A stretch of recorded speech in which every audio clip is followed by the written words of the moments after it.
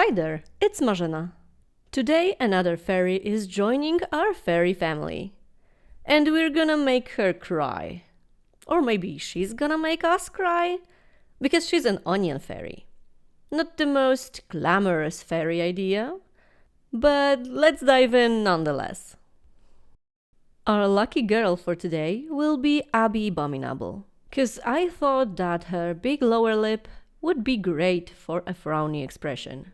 I prepped the doll as usual, starting with cutting the hair as short as possible. Then I dunked our girl's head in a boiling hot water for 1 minute of hot yoga. I carefully removed the head and thoroughly scraped the inside to get rid of all the glue and the remaining hair plugs. Then I used 100% acetone to remove the factory face.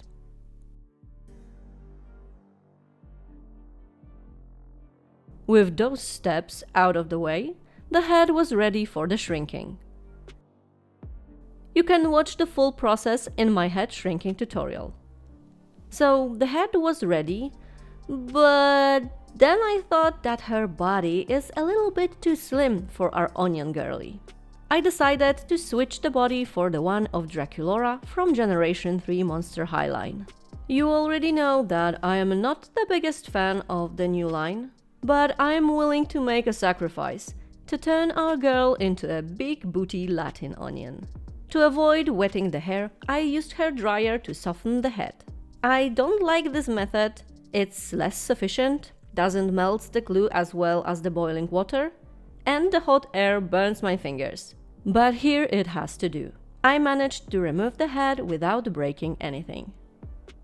I took a look at the thickness of the necks on both doll lines and noticed that they are pretty similar at the neck peg area, despite the neck of G3 being visibly thicker than on G1. That meant that I should be able to switch the heads quite easily. So, as usual, I trimmed down the neck peg, widened the neck hole, and heat up the head using a hair dryer. I widened the neck hole a bit too much, so the head was a little bit too wobbly, but that's okay. I smoothed out the transition between the head and the neck, and the preparation phase was done. With my micromotor and a cutting disc, I cut deep into my doll's skull. I wanted her to have this deep cut on her head, so we could clearly see the onion layers. Time for some sculpting. I mixed 2 equal parts of epoxy sculpt and started creating our onion head. It was quite an obvious choice to turn the doll's head into a full onion bulb. I focused on making the head as round as possible, on the layers, inside the cut, and on the bulb's apex. I added some small cracks, and it might have seemed finished, but it wasn't. I let the epoxy dry, and after it did, I gave it a little sanding treatment. It gave another layer of clay a better grip. I cleaned the dust from my desk with a wet tissue and from my onion with a hard bristle brush.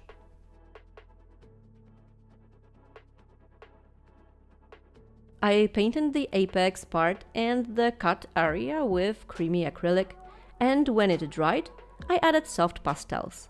This will be our onion without the shell, or a tunic if you prefer more adequate terminology. I ignored the rest of the head and the face at the time, cause, as I said, the sculpting was still not finished. To create the tunic, which is the dried outer layer of the onion, I mixed a little bit of brown wash with a cold porcelain clay. Sculpting this head was a little experiment. Creating those parts from different clays wasn't completely necessary, but I wanted to avoid painting inside the deepest crevices, and you can tint cold porcelain as you please. So here I could make it brown. And I don't have a brown epoxy, if it even exists. You can also go very, very thin with cold porcelain. It's not a sticky clay though, so I had to spread a thin layer of Elmer's glue on the parts that I wanted to cover. Just like with epoxy, I smoothed the clay out by wetting my fingers with clean water. I added some vertical lines, and I set my doll aside for curing. As I said, it was a trust the process experiment kind of thing. This cold porcelain shrinks a bit when curing, so I wasn't sure what I would end up with, but it looked pretty good.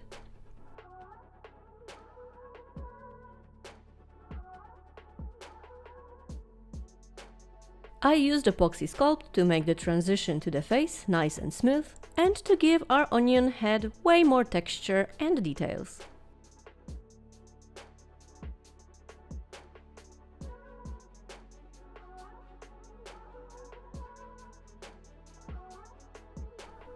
I wanted the ears to be a little bit bigger and sticking out, but without distorting the oval shape of the head. So just a tiny bit bigger. And the head was finally sculpted. Phew! When it cured completely, I sanded down the vinyl to epoxy transitions as well as possible. I covered my already painted parts of the onion with masking tape and liquid mask.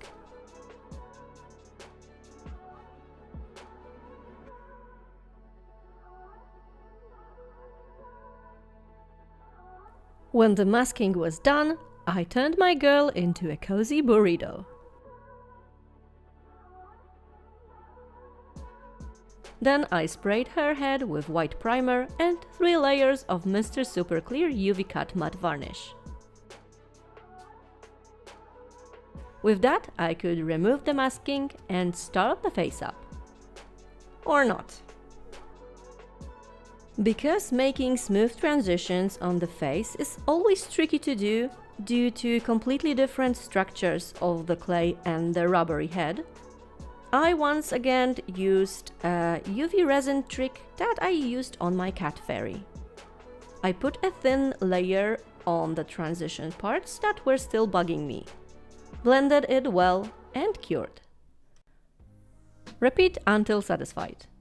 It worked way better on my cat fairy, but it was still workable, so good enough. I really wanted to start the face up already. Even though I think red onions are more appealing, and I did made a lot of autumn color dolls recently, I decided that our onion fairy has to be a classic one. A little sad, ordinary onion. But to add a little bit of nuance, I made her face green. Face-up process is pretty much self-explanatory, so let's talk maybe about the concept for this project. An onion. Not really the obvious choice for the fairy, right? There are 2 reasons why I chose the onion as an inspiration. First one, I am constantly thinking of concepts that I can add to my sad girls collection. I really like those crying projects, and it seems like you like them too. I used to make them mostly for Valentine's, but with a toddler bouncing around, my schedule is pretty hectic. Anyways, I always ask myself, what kind of girl I can make cry next? Well, you definitely can make a connection between crying and onions. She could be crying because someone cut her, and that hurts. Or someone cut her, and that's okay, but she's crying because she's an onion. Get it? Majority of my ideas come to me in the toilet, so it might be a crappy one. But I like it. I like it a lot.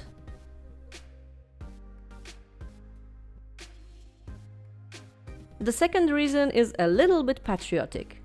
In Poland, an onion is almost a national veggie. Polish people love onions. Except for me. I hate them. But we're not talking about me. Onions are healthy, tasty, if you're a weirdo, but also common and cheap. We even sometimes call ourselves Polaki cebulaki, which in direct translation means Polish people, onion people. and it's a derogatory phrase used when a Polish person acts selfish or cheap or sneaky. Like a lady in a hotel restaurant stuffing her bag with tiny butter packages, 'cause they're free. We say, "What an onion," because onions are cheap. So I am making this girl in a spirit of our national pride of being cheap and sneaky, but also resourceful, like the onions.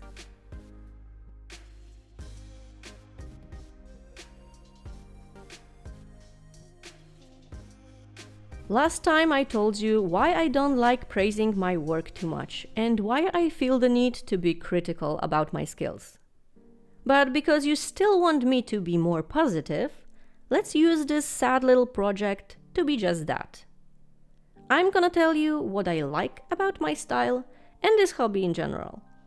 Despite my critical approach, I do enjoy this art form very much. Nothing in my crafting career has brought me as much joy as creating those doll figurines. I really love this form. I feel a lot of admiration towards customizers that make articulated dolls with hand-sewn outfits, but for me personally, I feel more freedom of expression with a figurine form. About my style. I think I found it pretty quickly, though I did experiment a bit. And I fully recommend to experiment and not try to copy a style that we like. 'Cause my style now looks nothing like styles of customizers I was admiring and still do. I just tried different approaches and found what works for me.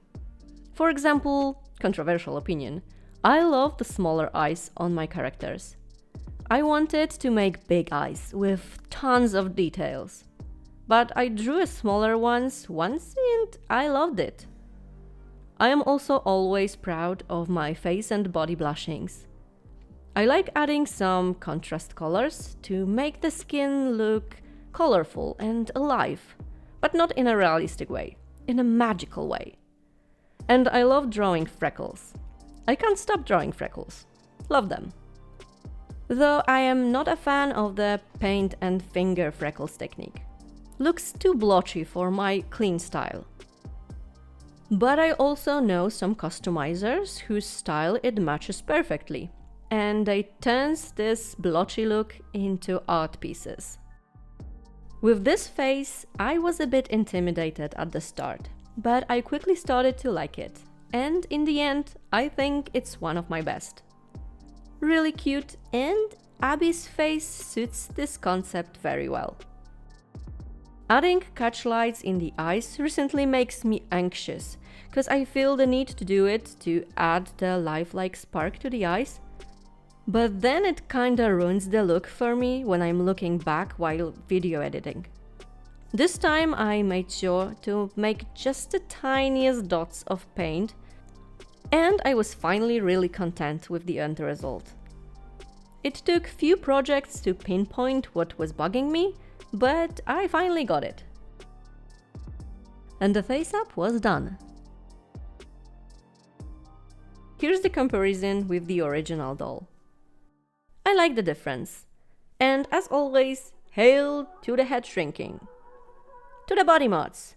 I usually start by cutting out the middle part of the torso. In the majority of cases, I do it to bend the doll's spine for a less stiff pose.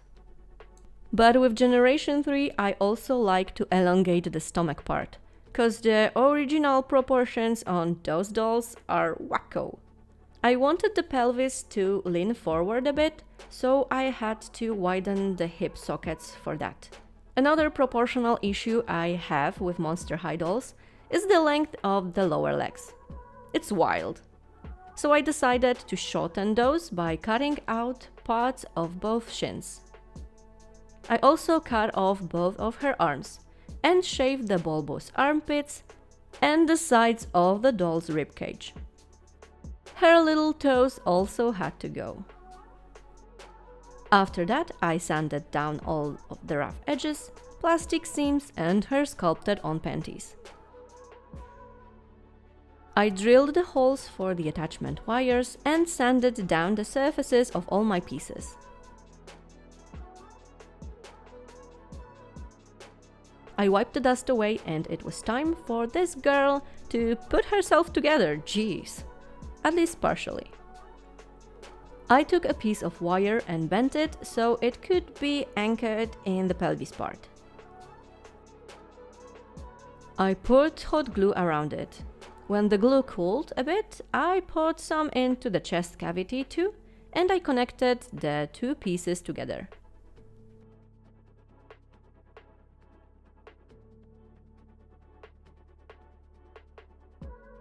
I wrapped a piece of aluminium foil around the wire and also covered it with hot glue. Cold water on fingertips or Q-tips helps tremendously when working with hot glue. I decided that her shins were still too long, so I cut off more from them.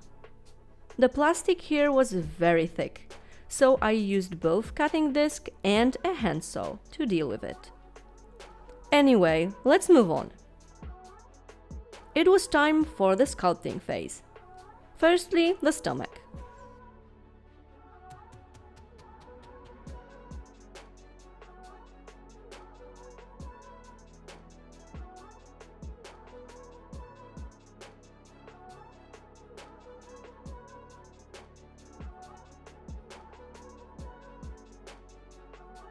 When this part was done, I set the doll aside for curing. But before the clay cured completely, I remembered that I planned to add the texturing to the whole body. So I did it while I still could. The clay was already hard, but not rock solid.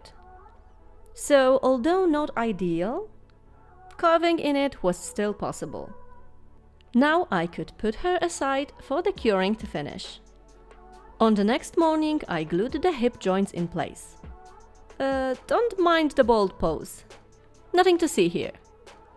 When the super glue cured, I filled the bigger gaps with hot glue. Once again, wet Q-tips were my best friend. I could then glue the knee joints in place and again fill the gaps with hot glue. Back to the epoxy. I covered the hip joints and I sculpted new and better pair of buttocks. I really put my mind into it. After all, we really wanted those nice round shapes.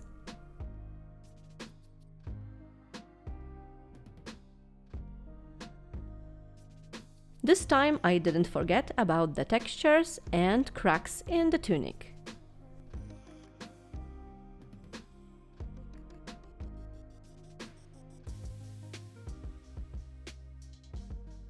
The tiny amount of epoxy that was left I used on one knee joint.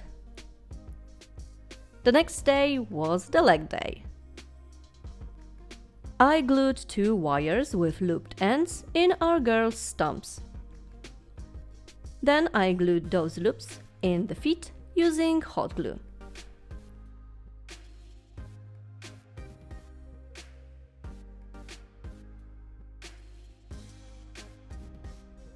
And with hot glue, I also built the new calves. I could then cover those with epoxy.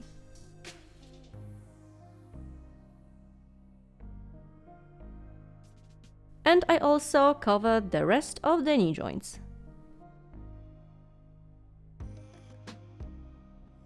I put a thin layer of epoxy on the thighs just so I could add the cracks. I was going back and forth from thighs to lower legs, adding textures, more clay, and cracks.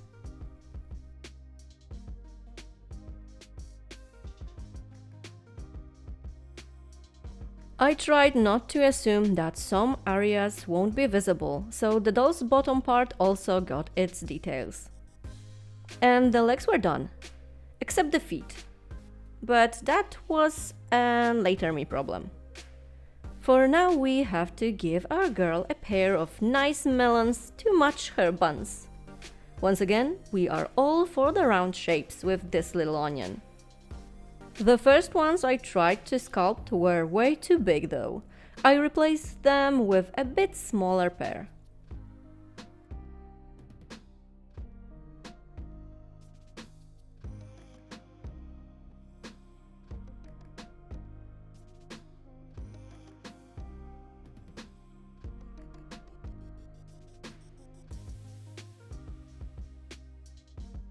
When the boobas were done, I could focus on the feet. And I didn't aim for regular ones. Oh no, I wanted her toes to look like onion leaves. Long, pointy, and not necessarily 5 of them.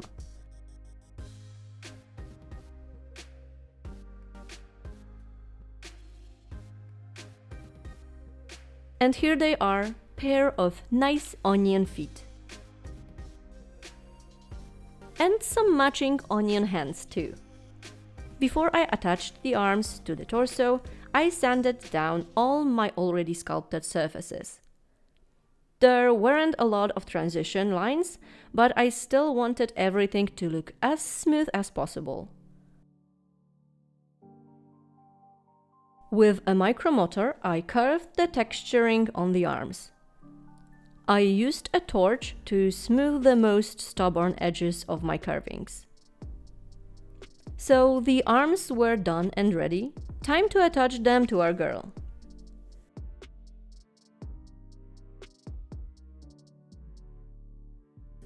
I poured hot glue in the arm socket and super glue on the tip of the wire that I previously glued in.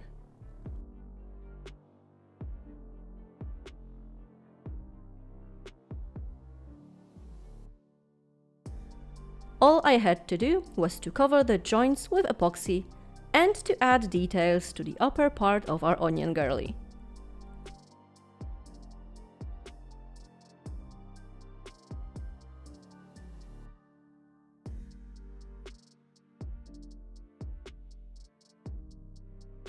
I gave her a little color and I made her cleavage looks like a peeling tunic of an onion.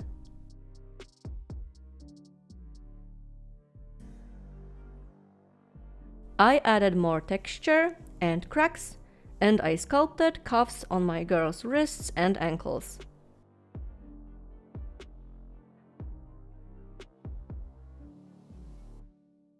And with that, our girl was fully sculpted and damn! She had no business turning out so nice. It's a one hot looking onion. I didn't plan on her to be sexy, but I think I am broken.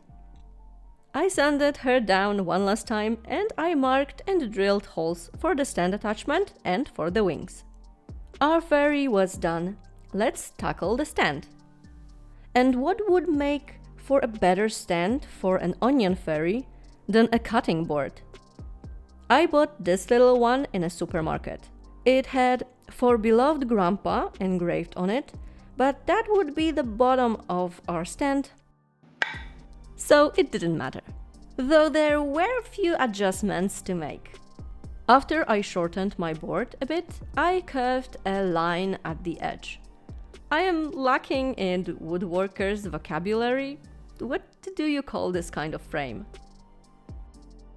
It was a tedious job. I think that carving tools would have been better for it, but I don't have any, so here we are. Every hard-working cutting board needs its battle scars, so I added tons of cuts to its surface. Since I only want scratches on the cutting board, not my shelves, I glued a sheet of EVA foam to its bottom side. Pupa.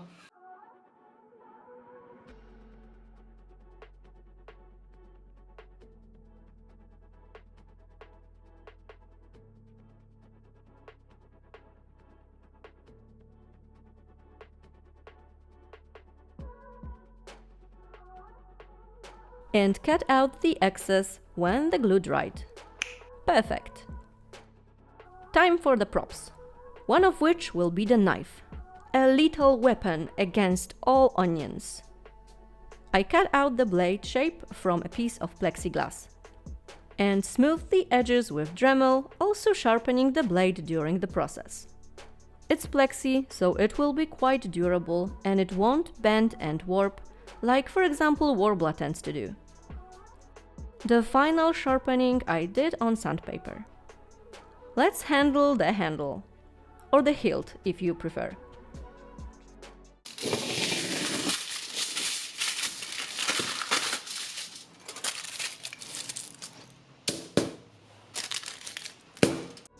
I made the core from aluminium foil and covered it. The knife was supposed to be a simple one, just a regular kitchen blade, nothing fancy.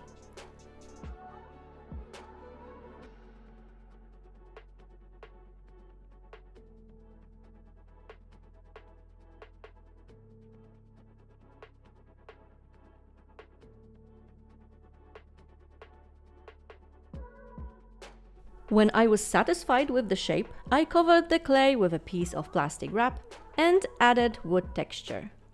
The foil makes texturing look softer. I also created those bolts that, from what I found out, are called pins, rivets, or handle fasteners. I could then remove the blade and bake my handle in the oven. Now the main accessories for our stand. The onions. Once again, I started with the core made from tin foil, which I covered with liquid Sculpey, and after that, regular Sculpey. I always feel intimidated by projects in which I had to sculpt regular objects that exist and should look believable when finished. I do not trust my sculpting skills that much. Yet I must say, at the same time, I enjoy those projects very much. Sculpting is fun, and the more you practice, the better you get. So hopefully one day I will feel confident in my sculpting abilities. For now, I experiment and hope for a decent outcome. I definitely find myself having more patience for sculpting than drawing. Weird, cause I feel like recreating things in 2D should be easier than after adding the third dimension. Oh well, crafting skills are like Pokemons. One day I will catch them all. This onion ended up pretty okay. But I also had to think about how to display it on the stand, so I decided to cut out a piece of it. Thanks to that, I was later able to display it at a more interesting angle. In a similar manner, I made a smaller onion, but this time it would be a whole uncut veggie.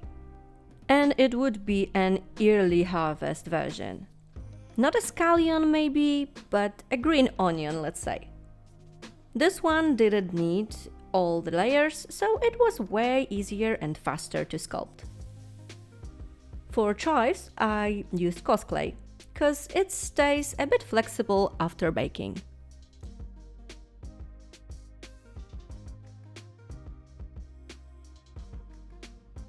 I also used clay pressed through a clay extruder to create the roots for our little onion. Liquid Sculpey helped connecting them to the bulb. And here's our already baked green onion. Thought it turned out pretty cool, so I made 2 more. Last but not least, I sculpted many onion rings and a small pile of chopped chives.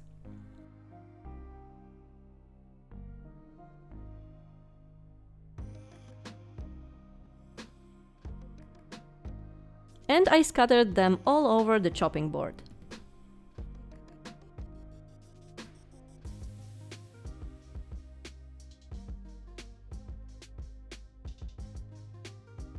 To make sure that the ones slipping from the board will still fit perfectly after baking, I pre-baked them using the heat gun. I also baked those on a wooden brick.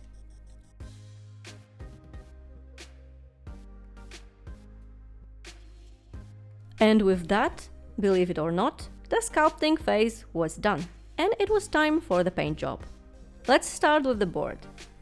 I bought a can of wood repellent in a pretty chestnut color.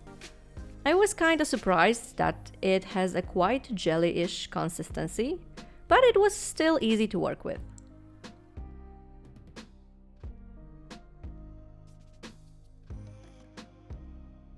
When it cured, I wanted to add a layer of wash, but immediately noticed that it's way too dark.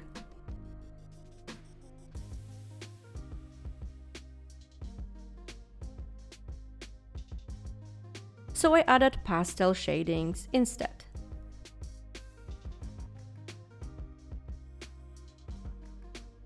And I hated it, so later I painted the board with the repellent again. The pastel shading was still shining through, but it now looked much more subtle, so it was fine. Next, the knife. I had to modify the blade first, for the paint to have a better grip. Then I sprayed both pieces of the knife with black primer. For the metal effect, I used this chrome metal from Green Stuff World.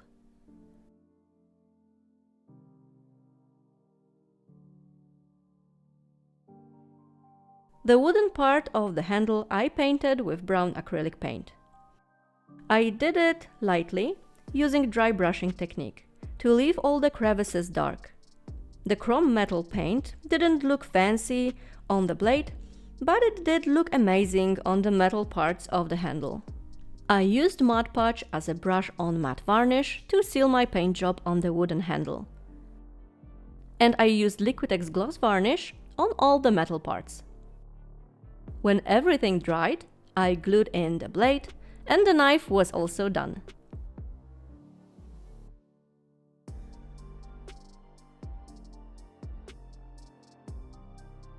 Let's tackle the onions next. So we had our onion rings, our green onions, and our big onion piece. I sprayed all of it with white primer. Unfortunately, it didn't dry properly on cosplay parts and stayed sticky, so I had to wipe those clean with alcohol.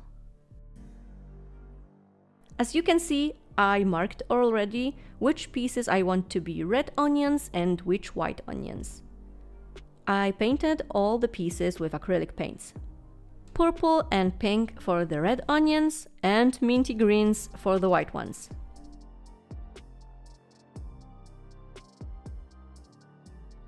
For the latter, I should have mixed an even lighter color, but oh well. It's a world with an onion fairy. Green white onions shouldn't be the biggest immersion breaker here.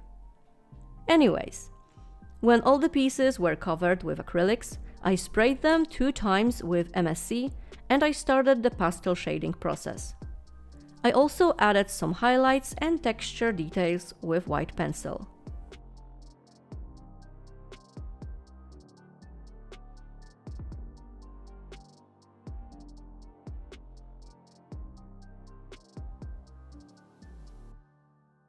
When the shading was done and sealed, I put a layer of wash on all the onions.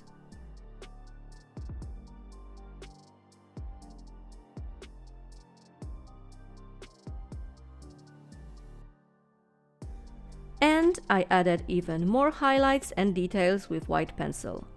Each piece got the same treatment. At the end, I hated onions even more than before, and that says a lot.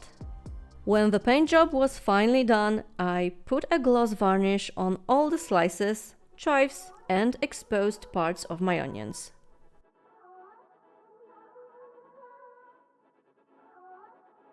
And with that, there was only one element left to complete: our fairy.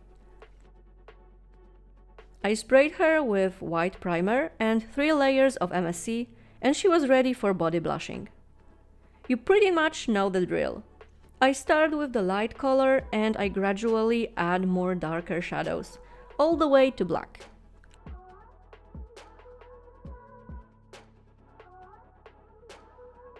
Body blushing is always a trust the process type of task, cause it only starts to look good after few layers of pastels and varnish. With each layer it looks more vibrant and less flat, with all the shadows getting their depth. I gave her a mandatory blush, but only on the exposed parts. So mainly boobs. And feet and hands. I avoided blushing on the tunic part, cause I think of it more like of a shell or a dead skin, like on reptiles when they shed. With pencils I added texturing to the tunic. I really like the look of it.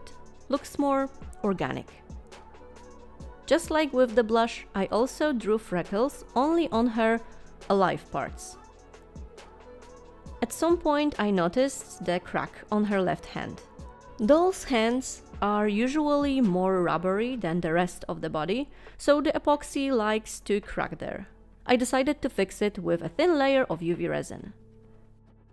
It worked perfectly. I wanted to experiment with my new drawing supplies, so I painted some light green stripes on my girl's hands and feet with Ohuhu acrylic markers.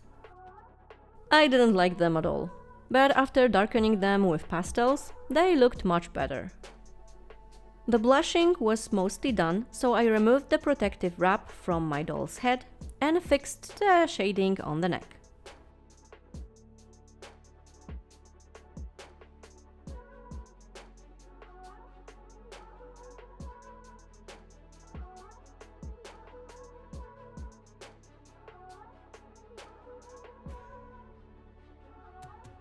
It was time for the scary part, making our girl cry. I created the tears from UV resin, and sometimes with this method, I am the one that ends up crying. It is easy to overdo it and make huge nasty blobs of resin instead of poetic thin streaks. But this time I was happy. I was happy with her tears, yeah.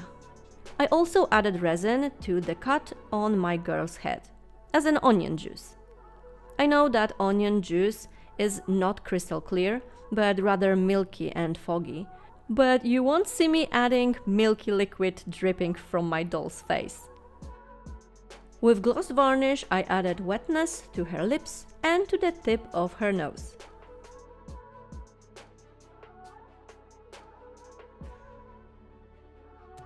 She was still missing two major elements.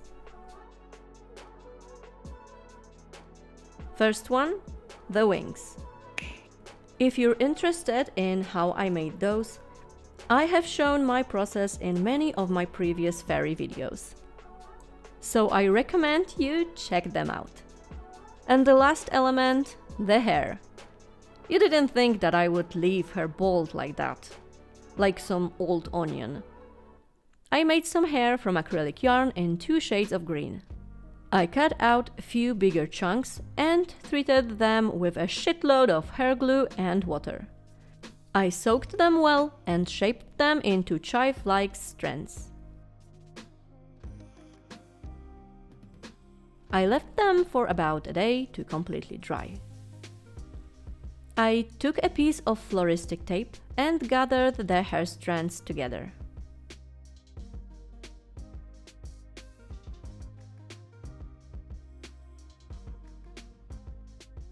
Then I glued them at the top of our girl's head. And voila! Perfect onion hairstyle.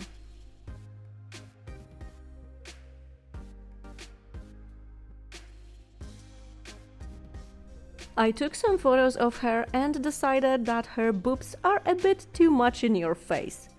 So I darkened her cleavage a bit to bring back the focal point to her face.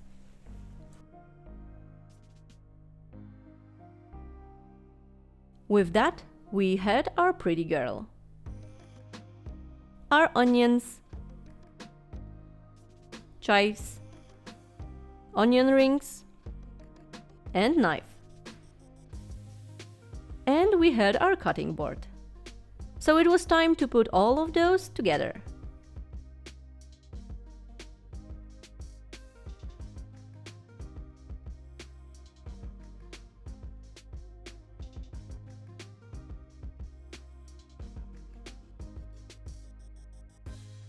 And as a little final touch, I put drops of UV resin here and there to imitate the onion juice and water.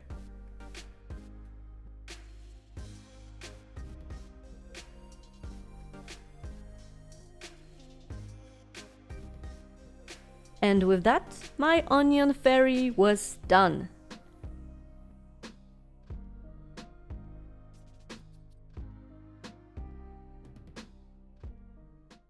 I am positively surprised how much I like her final look. It was one of those silly, funny concepts that you make for a laugh, but she ended up really pretty and unintentionally hot. What can I say? I am a damaged person. I hope that you like her too. You can tell me in the comments what you think. Is her stand detailed enough? Do you like onions, like majority of Polish people? Or do you can't stand them, just like me? The onions, not Polish people. Would you eat this onion? Okay, that was unnecessary. If you enjoyed this video, give it a like. Share it with your friends, and if you are new here, subscribe to my channel and hit the bell button for future notifications. You can also follow me on Instagram and X, and to support my shenanigans even further, you can buy me a virtual coffee at ko-fi.com. Thank you guys for watching, and see you soon!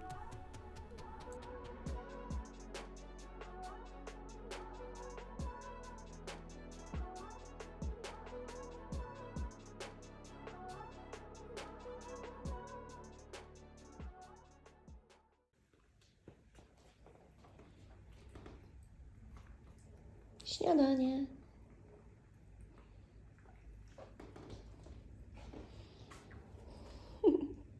Hej, nie podjadaj jej. Czekaj.